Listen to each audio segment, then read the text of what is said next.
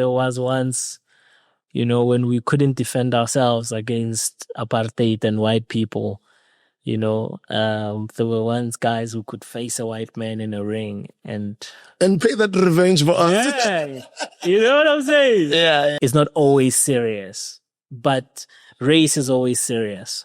So at the end, we also dealt with a lot of things, that we want our land back. Yeah.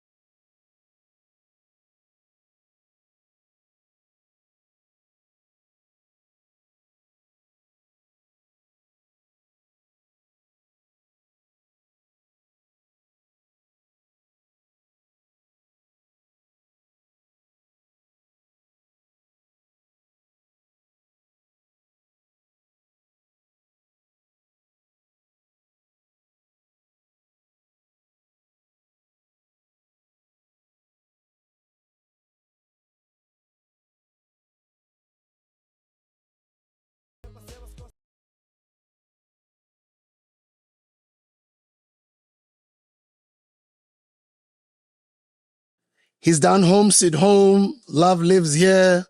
Yo, Abafana Babi, Inkabi the Nation, Skim Sami, and he's got a brand new one now that's called Sabata, the Beast. He's in studio. I'm excited to welcome MAAKE to the MAAKE's kitchen, which is short in the north of Johannesburg in Olivedale at the cooking studio. Mr. MAAKE, welcome to the MAAKE's kitchen, bro. Thank you so much.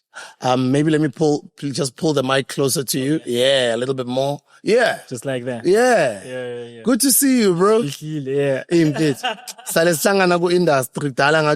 Yes. It's good to see you. Yeah, thank you. Yeah. Thank you. It's good to be connected. Around. Yeah, ngiyabonga. Sicela ukubonga abaphansi. Yeah. Sicela ukubonga the audiences and everyone that has made this one possible. For me, I've got a lot of students who would like to get into filmmaking, who'd like to get into directing. Yeah. And you guys have always been known for being these people that are behind the scenes. Yeah. How did you get into the industry, or how does one get into this industry? Or maybe let me put it this way, so we have a good conversation. How did it all start for you? For me, yeah. So interesting story. So high school. So I matriculated just before the millennium. So we the product, those kids, multiracial schools where it was a big thing. And, you catch multiracial school halfway and, you can never catch up because, I'm a kid from LX. So Mangpume LX is like, now you're in this multiracial school and there's nothing that you can ever do to be smart enough to compete in the multiracial school. So you kind of lean on your other talents, and my talents were storytelling.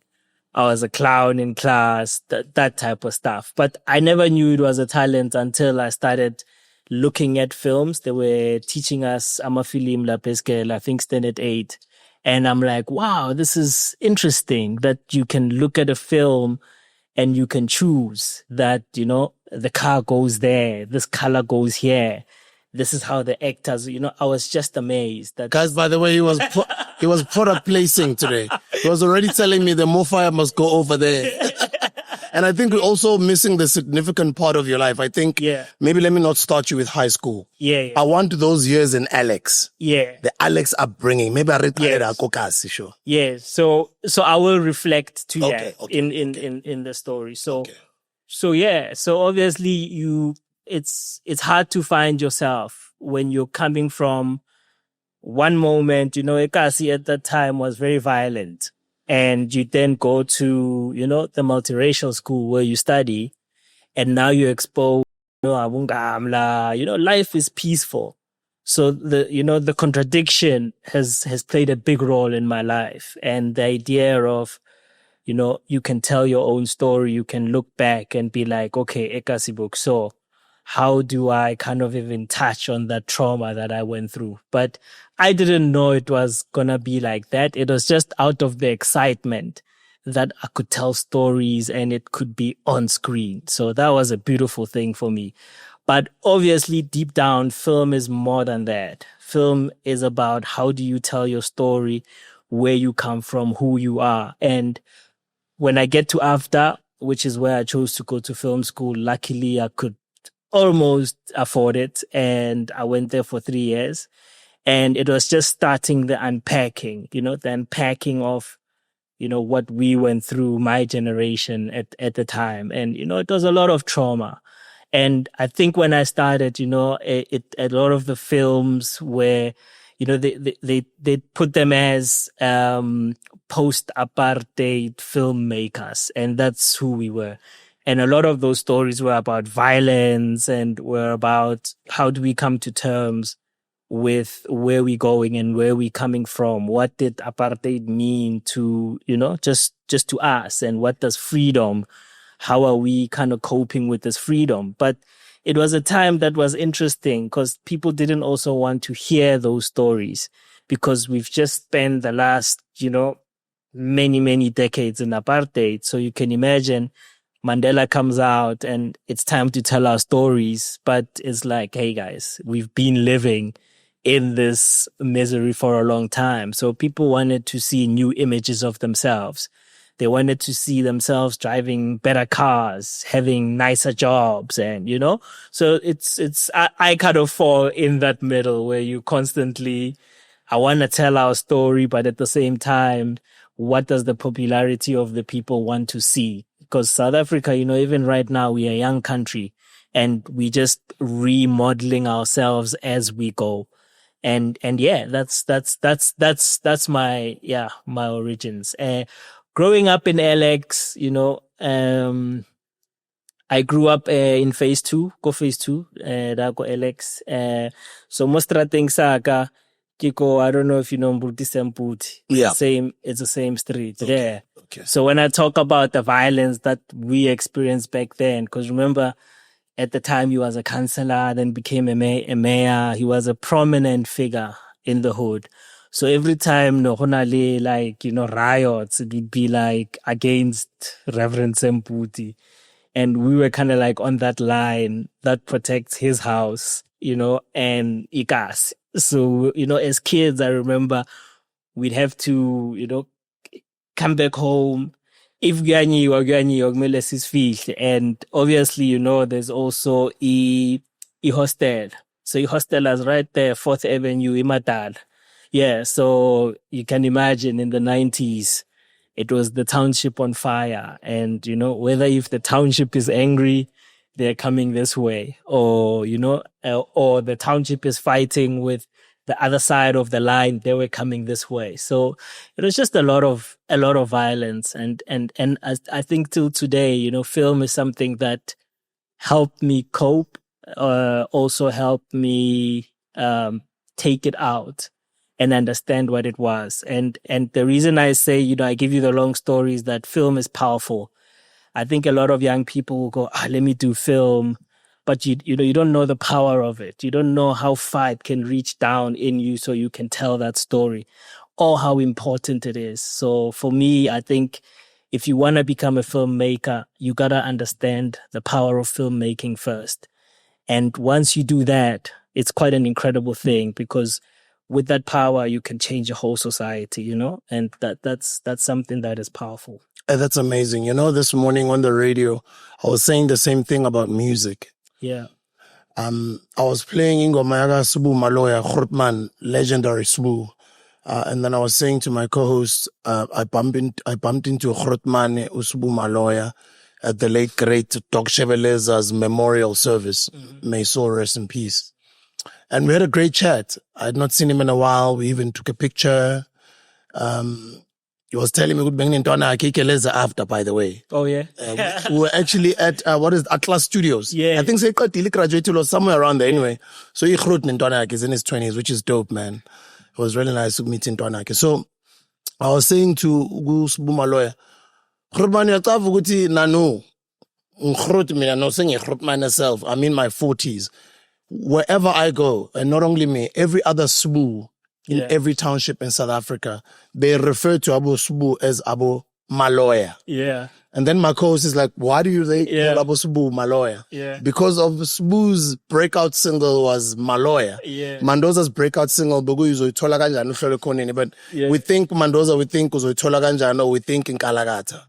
But then when we think Sbu, yes, it did other hits, even with Abu Tikezi, but Abu Sbu, no. This is decades later. Yeah. And I'm sure a lot of people can relate. Abu Sbu says Abu Maloya. So that's the power of music. Because musicians are also able to immortalize you. Kespanyoves immortalized the late great Ndade Tito Mboweni. Once your name is on a song, it's there forever. Exactly. So then he brought in this conversation off air with my co-host Suguti. Do artists or creatives understand the amount of power that they possess in influencing society? I don't think so. I think it's still happening, but I don't think and I'll speak from myself and maybe other filmmakers that I know, that we are waiting to be given that platform. Because, you go overseas and you see, how filmmakers in France are treated. It's very different because they know the power of culture. And when they talk to filmmakers and artists, they know that these are the people that are influencing culture. So how you treat them, you have to understand that it's experience, and we make everything from experience, And I think it's happening in our country. It's happening very slowly, but I think it's got to do with us finding our audience. And I think rightfully so. When you talk of Kwaito music, that music found us. Without Kwaito music, I can imagine now, where would I be? Part of being proud of coming from Ekasi wouldn't exist, because that music gave me that, And for me, it's always like, wow. I don't know if they knew that power or they were just expressing their story, but, that power helped me to walk into other spaces and go, naming pumekas, and it was a cool thing. My stories were cool, and it continued and catapulted, but I think until you find your audience, then it's a different story. When you find your audience and, if I make a film and and it's like, hey, 50,000 or however many people go see the thing, it reflects on people. Is it translating? And, how is it translating? And that kind of stuff. Americans understood it well because apparently Hollywood at some point many decades ago was funded by the CIA. Wow. And they wanted to play a role on how the world sees America. Wow. I guess that's why you would have all these other movies that you can think of. We always saw Tina Besintwana sibukela movie uRambo is steering, uSchwarzenegger is steering.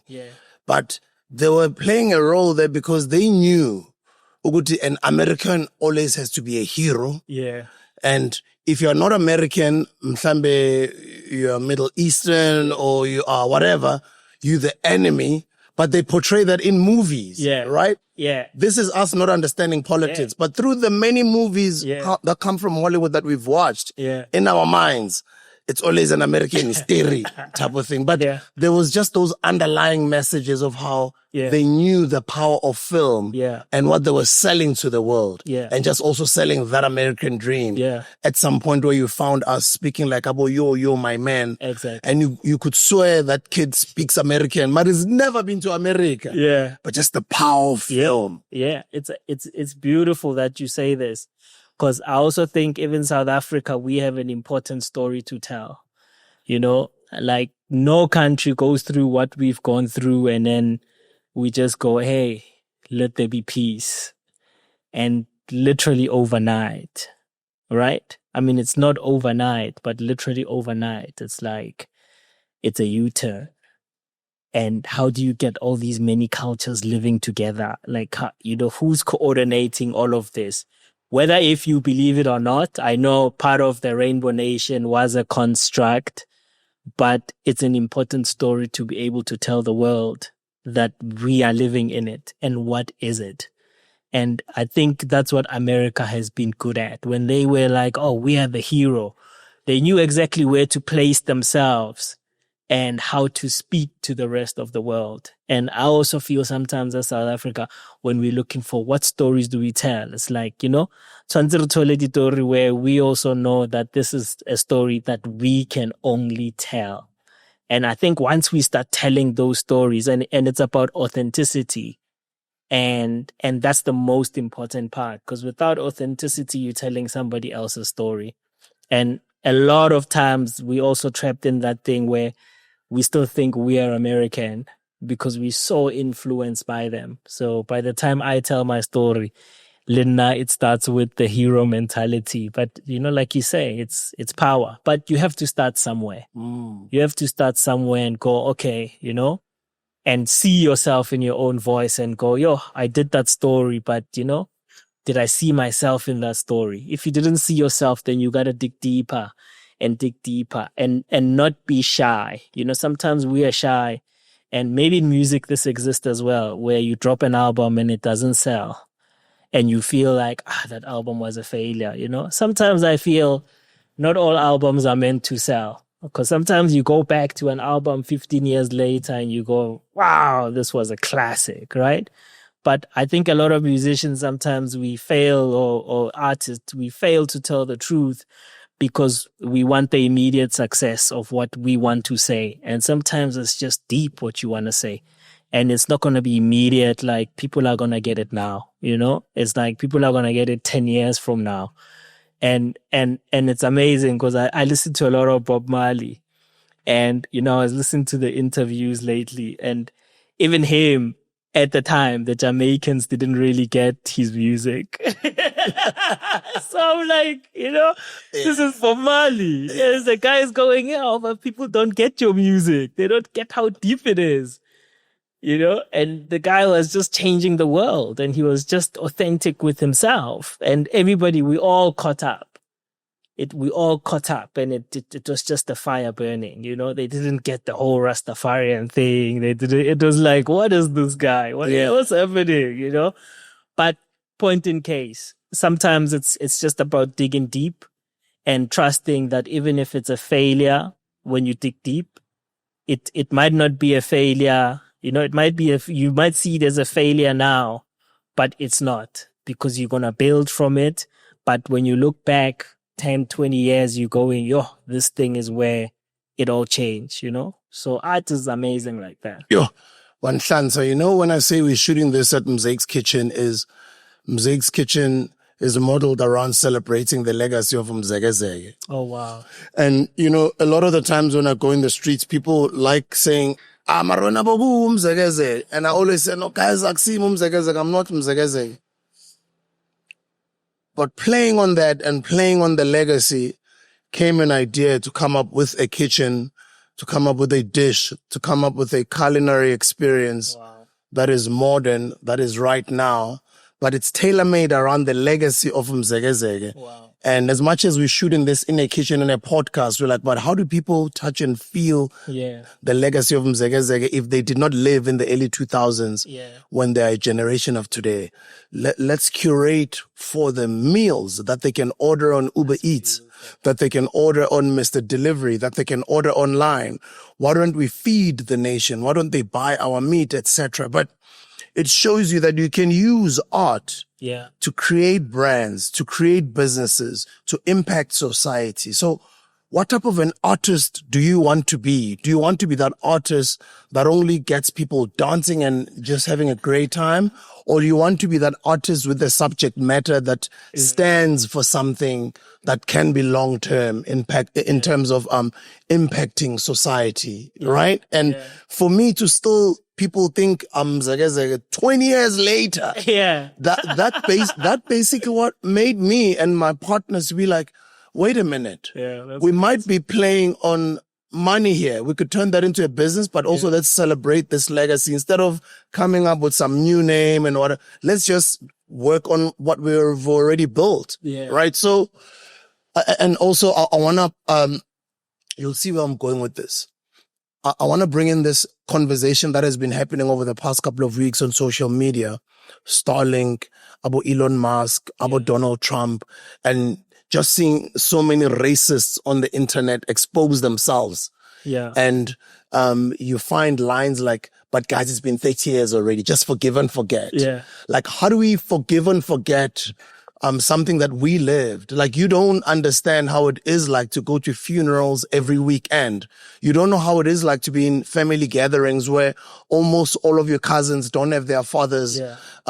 You don't know how it is like to live in a world where you are traumatized. There's generational trauma, and you don't know your aunts, you don't know your uncles because they were wiped out by AIDS. They were wiped out by the political violence, etc., etc. And the only place where a lot of our people that looked like you and I, where they could find solace, was through art. Yeah. And that art, obviously, being music or filmmaking, etc. How do we take the generation of today that did not live in the struggle, but even, forget even Abelu, let's talk about even Nentwana Zethu Zabotak, that feel like, yeah, the apartheid was better. I even see comments like that online from youngsters who are like, yeah, apartheid was better. What the ANC is doing now. And I'm like, yo. Yeah. Is this where we are? Yeah. Is this where we are? Where in Ntwana Zethu, so many people who died to fight for these kids to speak the way they're speaking, feel like apartheid was better. Is there something wrong that us as artists or creatives are not doing right to make the young person of today understand where we come from? Yeah. I think you're right in one way that curating it is a big thing. Because if you're not creating the legacy, and, nobody is, and we're just going to go, that's in the past. And Americans, they're very good at curating how their artists can live through century, right? Like they'll always be like, because of this person, we're going to have this, we're going to have this monument, we're going to have, and you look at like Ekasi, you like, okay, but where are the monuments, Ekasi, that remind us of past, right? They are not there. So you can't blame them, the new generation, because I think they grow up and there's no evidence.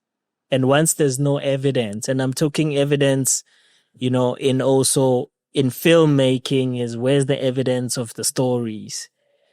And where's the evidence of what those stories, what did they bring into the community that was positive, Where is the evidence of a culture where you can see it and touch it and go, this is where I come from, And those things, if you don't have them, sooner or later when you're young, you're going to need to find something else that you can say, that you can touch and feel and say, I come from here. And a lot of the times that's going to be something that you don't know, that is foreign, but it's there. So I think it's important, like what you're doing for the culture. How do we create, living things that we can touch and feel and be reminded and know, so we never forget, and never forgetting is not a bad thing, but it means our story is important. And I think that's also a very important thing to remember. Our story is important. Even if, like you're saying, we have a lot of broken families, but that was that was what apartheid was meant to do. It was meant to break the black family apart, right? And so you're like, okay, but now we need to rebuild this black family because apartheid is over, right? But we do have to tell those stories that acknowledge that apartheid was about breaking families apart, so that we know that story. Because once we know that story, then we understand how to break the generational curses, right? Of, hey, mina, ekhaya akunamuntu esikoleni, all marriages break up, like those things are little things, but if you knew the story, you would act differently. And it's about, culture. A lot of the times we mine it so that we can go into a future that is different, right? Much richer, where we stronger, and we wiser, because now we know where we come from. Yeah. I was told of a story of how Tembisa came about. and how our elders were moved to that part of Ekurhuleni. What is the story of Alex? Yeah. So Alex used to be a farm owned by one guy, a white guy, and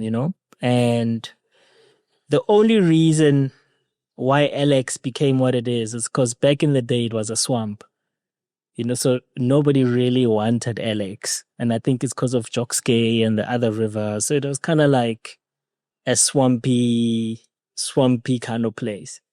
And I think the guy, if I remember the story properly, he then divided the farm into plots.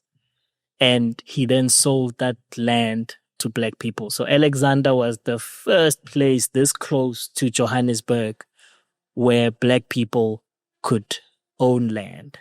And I think he did this before the Land Act, but I might be wrong because, Yeah. But I know before the Land Act was signed, where it was prohibiting any black person to own land. People already in Alex, the farm had been divided and he had sold that to black people.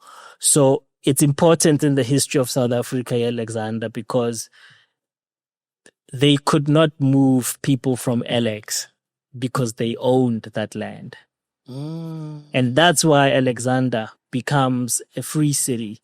So everyone who comes to Joburg would then come to Alexandra, and there'd be a house, a back room, mustang, And that's the richness of Alex, that it was, you come through it and then, you eventually go to Soweto. But obviously, Soweto was built differently.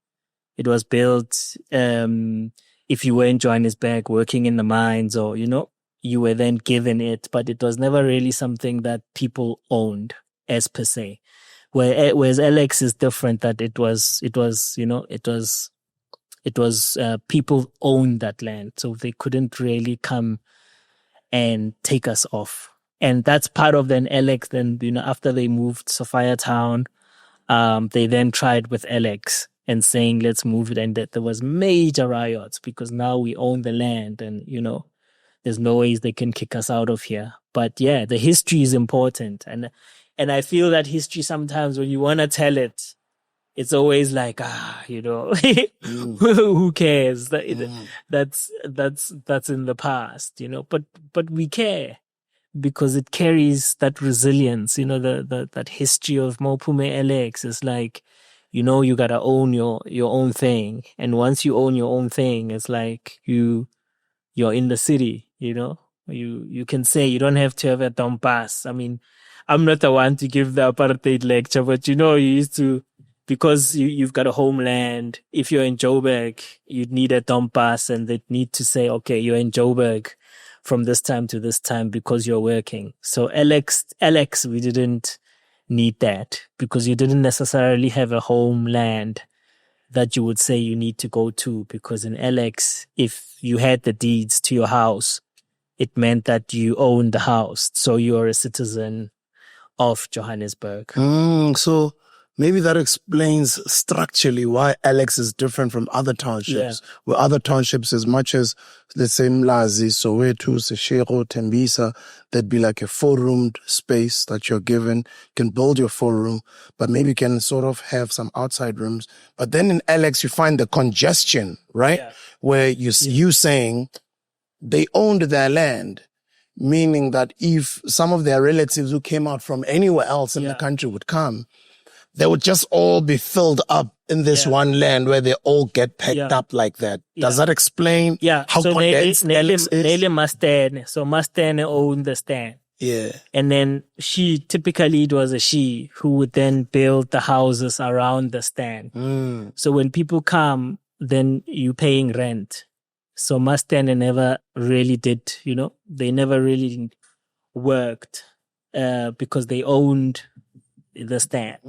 And they never had to go. So they're the first woman, they never had to go and work in the kitchen to make money. So so they tried to maximize as much as they could with that little space that they had, because they owned it. Yeah. And because that space then made them money. Exactly. Okay, I get so you. Even when you look up Alex, you will always see in the old LX, there'll be houses, and then around the houses, the shacks. And then it just kept on, that model kept on, Then they started building new houses where they could then, sell proper land and, Boma phase 2, phase 1. And that kind of changed a little bit because it broke a little bit of that pattern. But for a long time, LX was that it's a gateway into the city. Sure.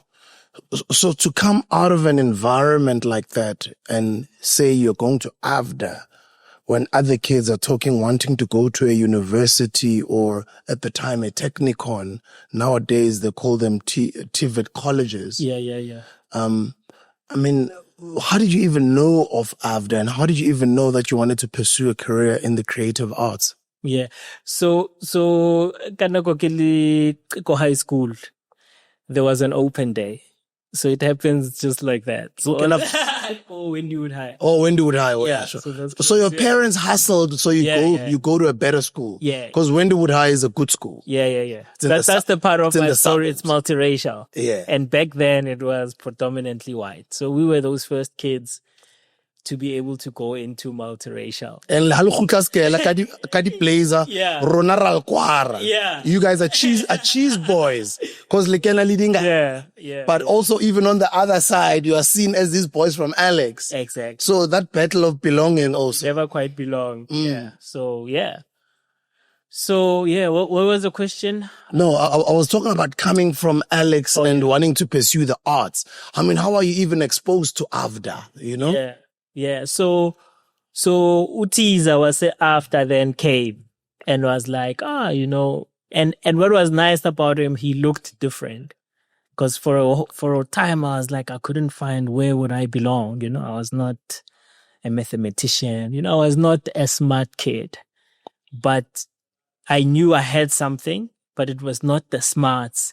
But, a lot of it meant that it was here. It just needed to be unlocked. And it was, it's my own journey. So how do you open up your own journey? You have to find yourself, right? And when I saw him, I was like, hey, this guy looks like he knows who, he was just happy with the beret. Artist, if you go to open the head. Yeah, but I'll cut Piet, you like film. And I had studied a bit of film in high school. So I was like, this, but it was expensive, Till today, AVDA is expensive, bro. It's not the cheapest, Expensive. And I think back then, no, not to expose my age already, I think it was 14 grand a year. Sure, bro. Which was like, it was really, really expensive. Because no give him a 50K a year, if not more. Yeah, it's probably, yeah. I was there just a few weeks ago. Yeah. That's crazy, yeah. Sorry? 80? Yeah. You lying. I'm adverse like for film. Without anything else, it's 80, 70. So vets for film, without anything else, it's just 70, 80. Yeah? It's 140. When you add accommodation, it becomes over 100. That's vets, right? So how do you know that AVDA is almost 80? We are not that far. Oh, you're not far from AVDA. Joe, bro. Right after as well. Vets, yeah. He's at vets. Yeah. Sure, bro. Okay, sorry, continue. That's crazy. So I had a deal with my dad. He was like, can't afford the school. But let's try. Let's go for a year, see what happens. And then, Utiza was after, okay, let's see for a year, then, we'll give you a bursary. So every year it was like, next year, so kai pasar. And my dad would be like, that's not next. And it just kept on going like that. So every year my fate was in the hanging. And it just added that pressure, when you're there, that, I have to, whatever it is that I'm here for. Deliver. Yeah, I have to deliver. And that pressure was good, because I think after I did well, I did a film at after called Soldiers of the Rock, which was a feature film. So this was the first film that the school had ever done. And when I was there, it was still a brand new school, So that film meant that, the school is also credible. because we would go to festivals and take this film. And it also meant me being a black kid that I have a feature film. And at the time, I mean, this was 2003, I was in Toronto Film Festival. Wow. Yeah, traveling the world as a black kid saying I'm a filmmaker from South Africa, and people were like, oh, South Africa. Isn't that where Mandela, you just had freedom and black people were oppressed, So they wanted to see our story. It was like, what is your story? So those were interesting times. Yeah. But literally, yeah, that was after it, those 4 years that I did there. By the time I came out, I was like a polished filmmaker, ready to make films. So do you go look for a job or what happened? Yes, yeah. So obviously after that, it's like the industry viewed us, you're too young to be a filmmaker. And they hadn't caught up. The whole digital revolution hadn't caught up. So films were expensive. So at the time, I remember I had to go into commercials. And commercials meant that, or at least, you make money. And yeah, the product placement, like that's really part of this, that film has many languages, and part of the languages you can sell, you can use it for many things. It's not just about using it to tell just your story, but it's got many facets, and for a couple of years I did that, and then came back into television. I did Homecoming, which was very successful at the time. It was a 4-part miniseries about With Tembanda. Yeah, Tony Goroge. Oh, Tony Goroge. Tony Yes. Goroge was in it, and yeah. Yeah, I remember. Wasn't it Sonia Sidibe as well? No. No, this is 2004. Zubuma 2004. Yeah, I remember, because at the time we were busy with TS Records. Yeah. We were killing it in the Kwaito, in the music scene as well. Yeah. I think maybe those were some of the days where I started seeing, I don't know if it's those days or a little bit later, but I know earlier on, many years ago, I started seeing you from a distance. Yeah. Because our world kept on, our worlds kept on colliding. Yeah. It was those days, I think. Yeah.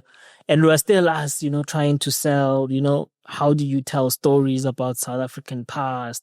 Do people still care about the stories? And Kwaito was on a different. Yeah. Kwaito was just like, let me tell you about the past. Yeah. It was like, let me tell you about now. Yeah. And then the listener pressure, I guess, like hip hop, where you have to pretend a lot, because, a lot of hip hop in America, it was like all of a sudden Biggie Smalls is driving this big car. Yeah. Whereas Kwaito, I mean, you aspired to that, but it wasn't really like, you were still like Ekasi. It is like, how do you make Kasi cool? Yeah. Yeah. And I think it was also, as we went from that time, the connection, because I also connected Libo Skido, I think, Vincent, I'm sure you know. Yeah, sure. And we did Vuma. Yeah. Oh, and that was part of, yes. We did Vuma. We shot for 2 years, just following the culture. Vuma was dope, bro. Yeah. I think it was one of the earliest dope documentaries that sort of, when are you guys rescreening it, bro? That one. It's owned by Grootman, yeah. Maar Grootman must decide. Yeah, they must. Boskido, Grootman, they need to know Ivuma. Yeah. Yeah, but anyway. They must decide. But that was a cultural something, because at the time we didn't have a lot of documentaries about what the Kwaito movement was about. And it was good for us. It was also a culture shock for us to see, oh man. And it was at the time when Kwaito was different to the jazz. I'm sure you know that very well, where a lot of the young musicians were owning their own masters, and they were, you guys were getting there. Yeah. Where there were black executives. Yeah. And that world was very interesting, because it meant that you could own, when you're on the road, you just owned your path, And I think at the time, the guys who are, the guys who are big now, were small then. Like, they were kids. They were still coming up. Because at the time, it was just after, or let me say, it was just that era of Hizo, because Hizo had different series as well. Exactly, yeah. Yeah, the different season 1, season 2. Yeah, trying to give people a timeline so you guys remember when it was. Yeah. So So yeah, that was something. It was something that also for me as a filmmaker taught me we also have to find our own independence in filmmaking, And I guess for us it costs a lot to make a film, but through the years, saver cheaper, where now everything is digital. You can just boom, you've got your own studio and and it's happening. So yeah, so it taught me a lot. I think yeah, our story is important. TV? TV. So yeah, so I was telling you about Homecoming.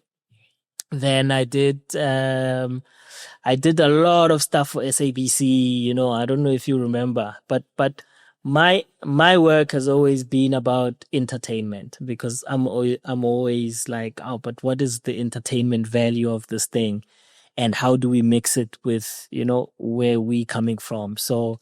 And back then it was like, oh, let's tell new stories. I remember that's when It's Complicated was coming out. I remember Skim Sam, Yeah. Skim Sam. We did the first Skim Sam, and I remember it was a petty show, and we were like, oh, let's put it on SABC One, and it was like, but SABC One is a Zulu, because back then, Mzansi Predominant. Yeah, it was predominantly Zulu. was Zulu, Yeah. and it was a challenge of how do you take this petty drama and put it right in prime time, and will people watch it? And we succeeded because it meant that people weren't watching because you're Zulu, or I know that conversation always comes up, but people watch stories because it's a good story. It doesn't matter where you put it, and sometimes we just put ourselves in these culture prisons of no, here you could only do that, yeah, and we did it.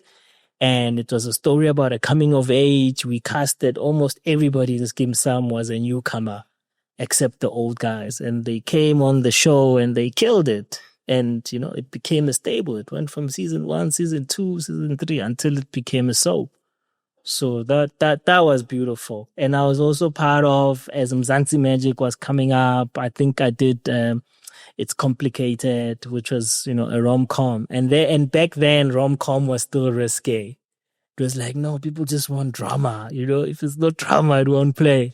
And it's like, yeah, we had It's Complicated as a rom-com, and it played, and people really loved it, And as you know, nowadays, rom-com is the one. Yeah. It was like, make a rom-com, and people will watch it. But I think, our audiences are very diverse. And I think as long as we're telling stories, it's something that they'll always be interested in. But we just have to be given that power, to like, yeah, make something different, make something new. Let's see how they connect with this thing. Yeah. So you guys walked, so a lot of guys today could fly, right? Yeah. And also, how does it make you feel? Little did you know then, when you guys were starting with Skim Sam, even putting it on S1, how does it make you feel seeing some of those guys who are now big, huge South African celebrities today? Yeah. I'm so proud of them, I'm so proud of them. I mean, I knew them from like they were young, and now it's like mega stars. I'll be like, hey, It's beautiful. Guy's a mega star. And it just shows you the power of our medium. Like sometimes when you see it happening right in front of your eyes, you're the witness. You're like, hey, this thing is powerful, man.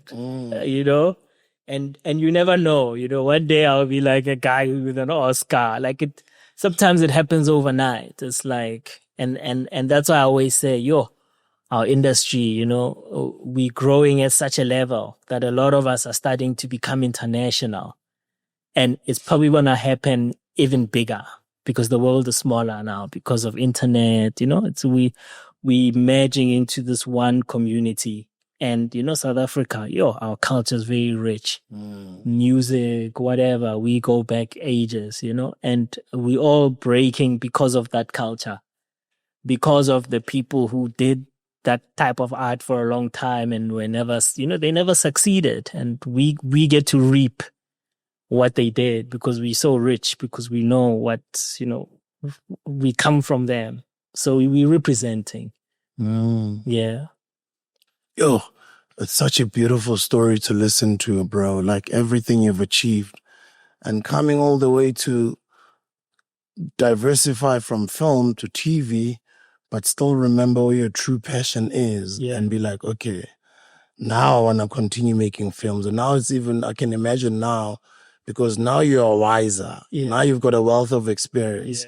Now your black book is thick. You know so many people, you've got relationships. So I'm sure it's more different now how you make film than it was back in the day. Yeah, very, very different. I think before, my approach was, I want to make something that's popular. I want people to see my film. I want it to be different. It was filled with ambition as well.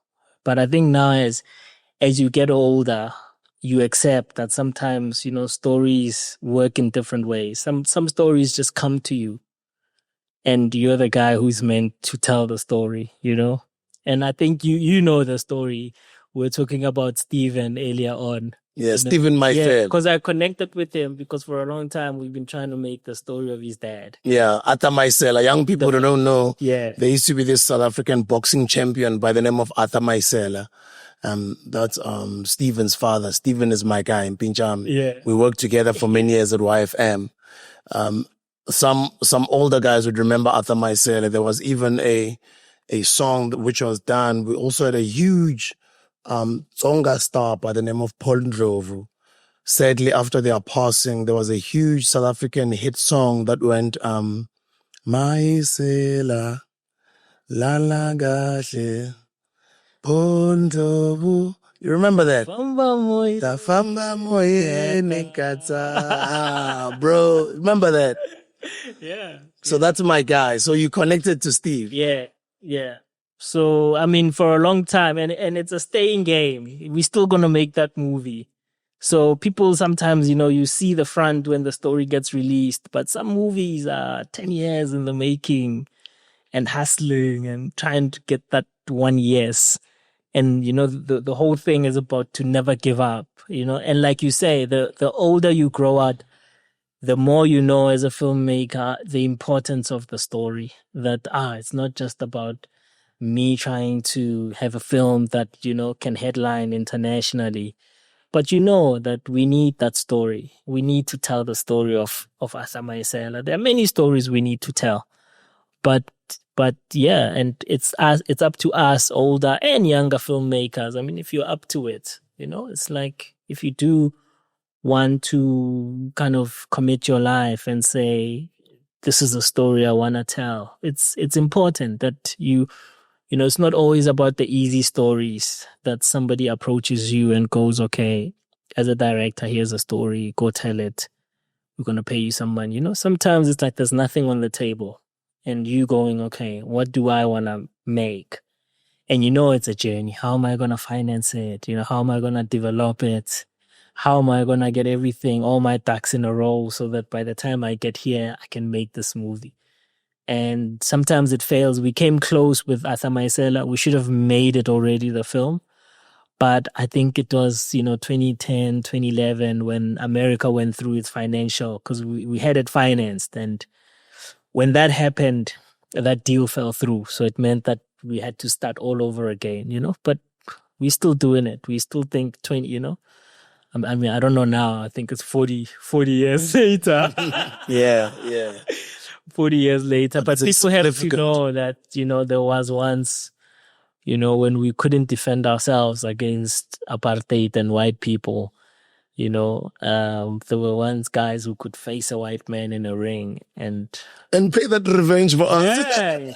You know what I'm saying? Yeah. Take him down. Yeah. And that made us feel. That fear subsided. They gave us that courage of that we can, we're stronger, we're warriors, so that story is important. But yeah, and then obviously now in the 2000s, I've made some films. I made Inkabi the Hitman. It's also on Netflix. Also, that comes from. It's interesting because you were excited over you guys finally landing Skim Sam on SABC. Yeah. But here you are, fast forward a couple of years later. Yeah. You've got Inkabi the Hitman. That becomes a hit series. Yeah. Like it's on Netflix, it's which is an international platform. Yeah.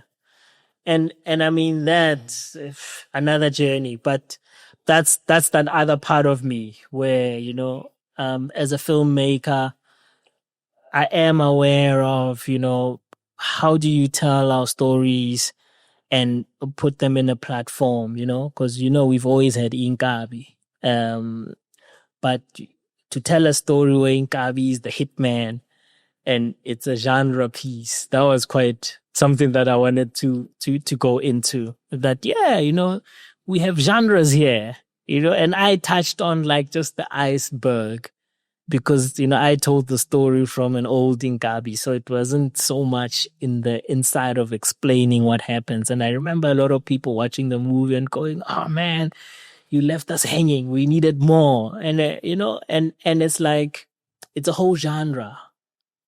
It's a whole genre. Inkabi could be like a whole genre where you start the story. You know, so, you know what I'm saying? Yeah. I can't tell it all. Yes. But I love the excitement of just telling a story like that and seeing how it ignites everybody's imagination. And that's so cool because sometimes people feel like, you know, because I also got those phone calls, utati movie, you know? And I'm like, guys, Americans have told that story. I mean, Hitman, how many Hitman movies are out there? Yeah. The Assassin. Yeah. The Hitman. I mean, but you also want to encourage young filmmakers to, go tell it different, go tell it better. If you felt like you could tell it better. I mean, I did my best, but I was very proud of that, you know. And I've also worked a lot on comedy recently. I did Piet Sakes, you know, 1 and 2, which were on EVOD.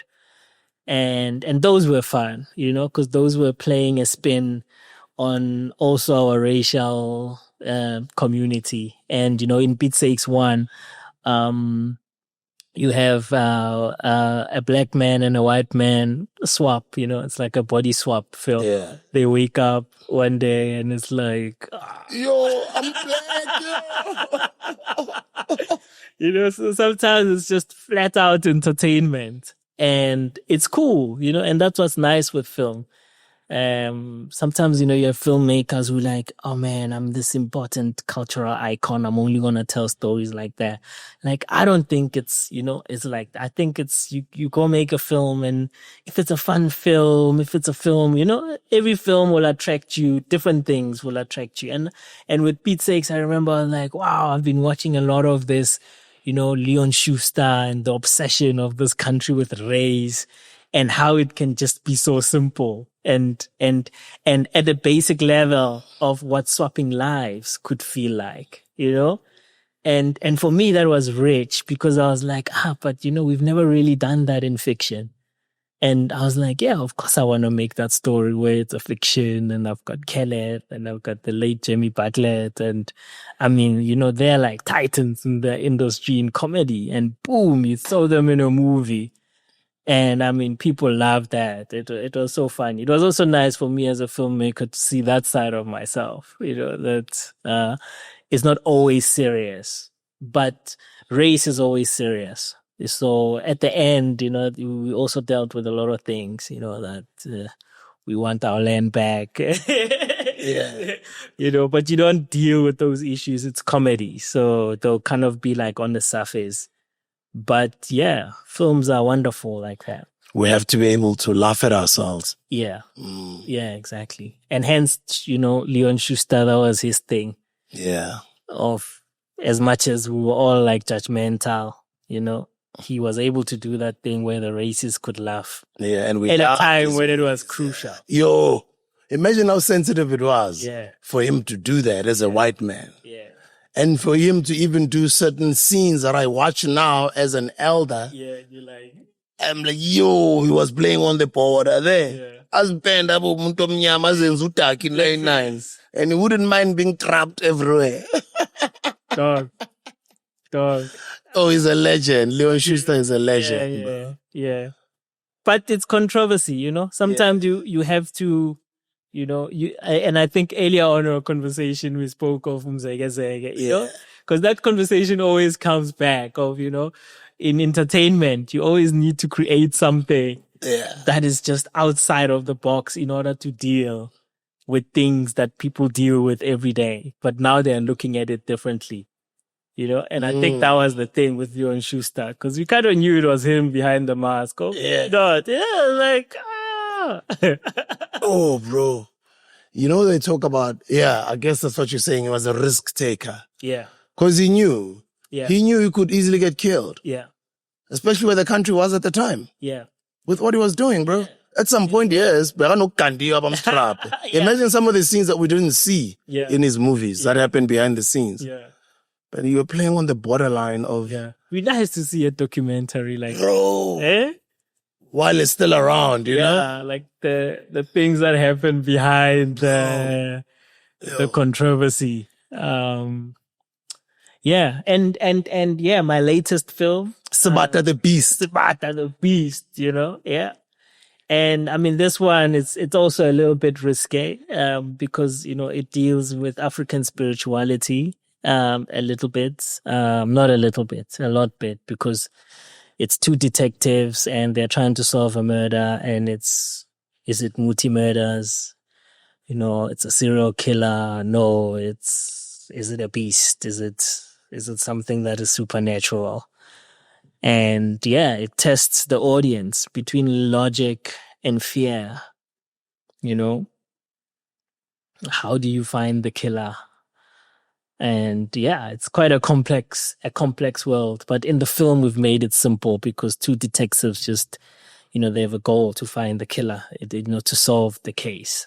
But this one, every time I show it, it's also, I do get a little bit scared, but it's also framed in entertainment. We've seen many of these films in America where it's a horror or it's a psychological thriller, They play with their fears. And I think for me, I was like, it's time we do like a horror type film, but it's about our fears. It's not going to be like, what are our fears, And and it kind of delves into that, that fear of death and, it's a lot, but it's fun to watch. I think the people are going to enjoy it, and it's on at the Joburg Theatre, Joburg Film Festival. Sorry. So that's going to be the first time people are going to be able to see it, and so that's going to be fun, and hopefully it's coming out in the cinemas this year. And I'd love for people to just support this, because I think I made this with that mind of, let me make something for us that is a horror, and it would be nice to see audiences watch it and just also talk about it, because I think sometimes African spirituality, we don't give it that platform that, here's the platform, let's talk about it, and coming from entertainment, not so much coming from reality of, this is what happened. Did you see, the brutality of what happened? So I thought this time that fiction can play a part in the conversation, because it will be an easier conversation, because you're not dealing with something that happened for real and it's a case, you're dealing with, hey, it's a fiction. So some people will go, but it's not done like that, but it's okay. Yeah. But let's talk about it, let's talk about it. What's interesting is you were telling me before we started filming that it's a script that has been existing in your entourage. I say entourage ngamaboom because you bump into a t-shirt that you haven't worn in 3 years or 5 years. You're like, but it's just there. So why did you park it? How many years ago did you create it, and why did it have to come out now? Yeah, I think I must have written it. It was a bit longer, because I think I remember 2011, 2012 developing the script. And at the time it was like, oh man, this is going to be an amazing story to tell. It was still fresh in terms of telling a story like this. But we never really quite found the funding of somebody going, this is an important film to make. And I think part of it is also because of what it deals with. Like, I think we, as South Africans, sometimes we're at that place where we want to make fiction. We want to get to the audience. We want to, it's the cool culture. And sometimes this cool culture can hurt us because, cinema is not a space where you want to go and it's like, oh, that was fun. So every experience of watching a movie must be like that. I think, filmmaking, we must position it as a space that sometimes you go in and you hate the movie because of what it says and you're vocal about it. So I think the audience, we need to reawaken that space. But with this film in particular, I was always faced with that thing of, who's gonna wanna watch this type of thing? And, I'd always be like, okay, let me push the genre parts of it. But it had to be an original story. So it was always on the line of you could watch it and it could feel like an American film. And so you wouldn't know, it would feel like Garrakopa. But I didn't want that. So then I sort of gave up on it eventually because I could see that, popularity, people want this, want this, want this. But what I didn't understand at the time is also the budget was very high. So I went back to the film and then I was like, let me just work it down and try understand what am I trying to say with this film. And in trying to understand that, I made the budget smaller and smaller and smaller. And that space kind of allowed me as a filmmaker to also be like, I can tell a story that I want to tell. So the space of independent film, it's quite a beautiful space because it means, I can ask 1-2 people and they'd be like, yeah, we want to make it with you. We'll fund you. And it's like, yeah, and you fund it and you can build something from that space. And I think eventually when I started thinking like that, it's when doors started opening for the film. And it's true, you can still, as an old filmmaker who's been making films for a long time, go back to small ideas that even you don't know, how am I going to make this? But it just makes you, also it just makes you simpler. And I think it's good for my career right now to be telling a film like this because it just also shows just the versatility, that it's not just about the big movies or, I can also tell a small story. Like musicians Yeah. do the same, and producers. Mm. They're able to go back to their archives or to their hard drive and just pull out those old songs Yeah. and just release them. And I've also heard some interviews of songs becoming hits. Yeah. And then an artist is being interviewed and they're like, I actually made this song 13 years ago. Yeah. It's just been sitting in my hard drive. Yeah. They blow me. And you talk about the African spiritual element of the movie. Yeah. How far does that relate to your own personal life? Or how far is your life from, that spiritual element? Well, it's very close in terms of, in film all the time, you create an argument of one is for, one is against, and in the center of that argument, you just take belief systems and you're like, but this is the belief system. If the belief system is saying, utokoloshi, usona, sona, so, it means it's something that exists. But you can then oppose it and go, but, in the opposing ideology, this could be, it could be a fable that, someone uses to scare people. But, what is it in its real form? So it's quite interesting because, then you find that, you cannot control, the views of the film are not my views. But I know that in creating the argument, you need to look at all sides fairly.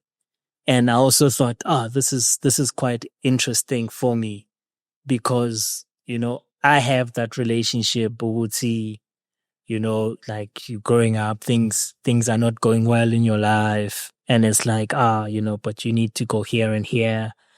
And this is how these things will be fixed. And, and just then trying to understand what does that mean? Because it has its own positives and negatives, which I also found that, as much as, yes, we want to come back to who we are and say this is what we do, but we must also regulate a lot of it so that the experience matches, the experience is all for positivity, because sometimes it's unmatched. When are you feeling like, oh, so, but you're in an unregulated space and you don't know, but you've been told that, oh, but you need to be in that space. So it was just some of those things that came up, which also shocked me.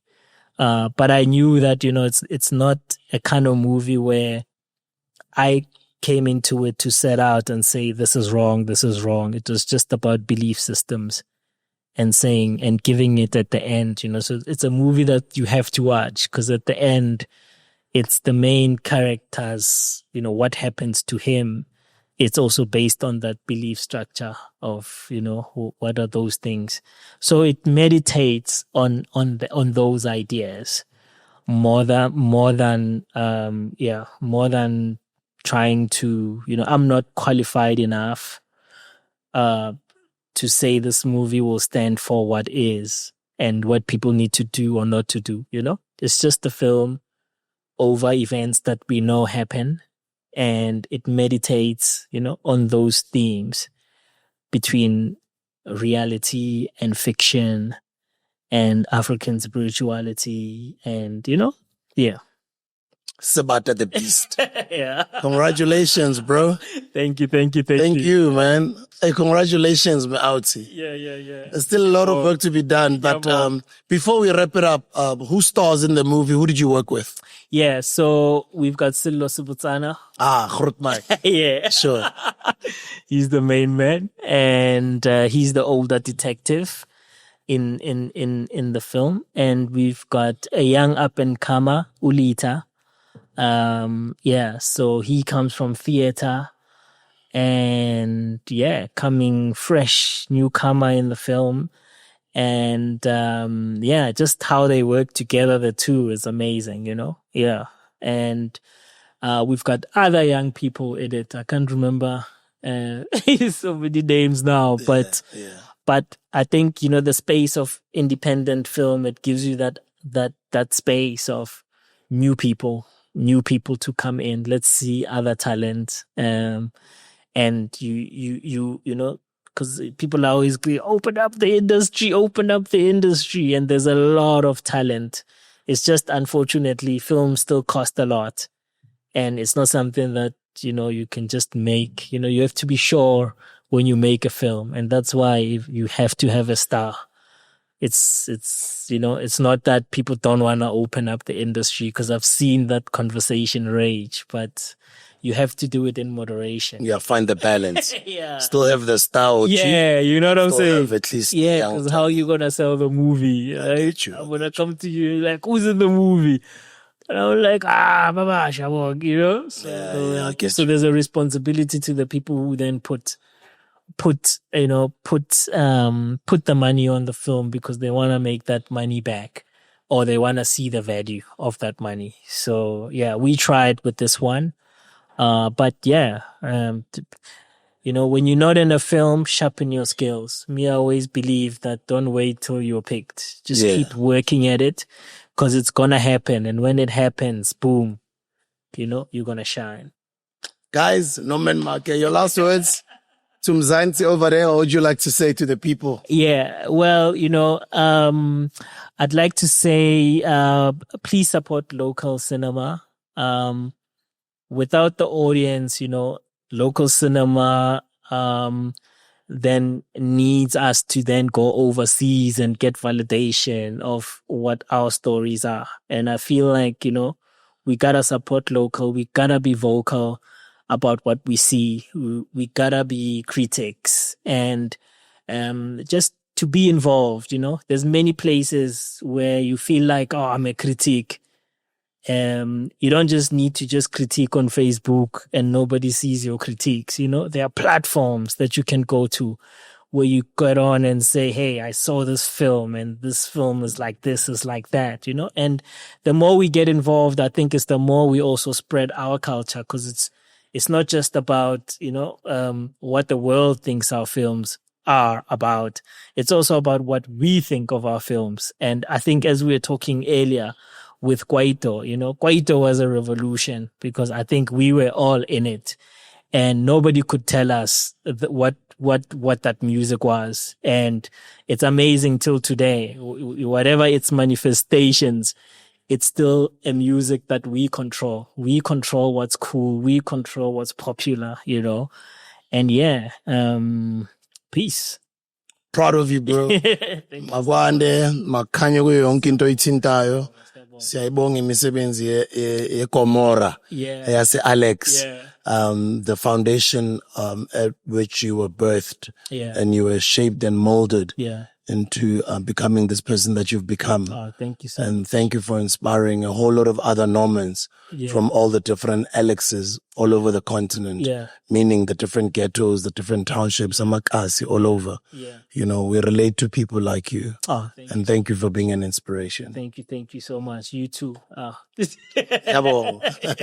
Thank you. Norman MAAKE, guys, go check it out. Sabata, the Beast, out there everywhere, including Stir Kineko. King, see you guys on the next video.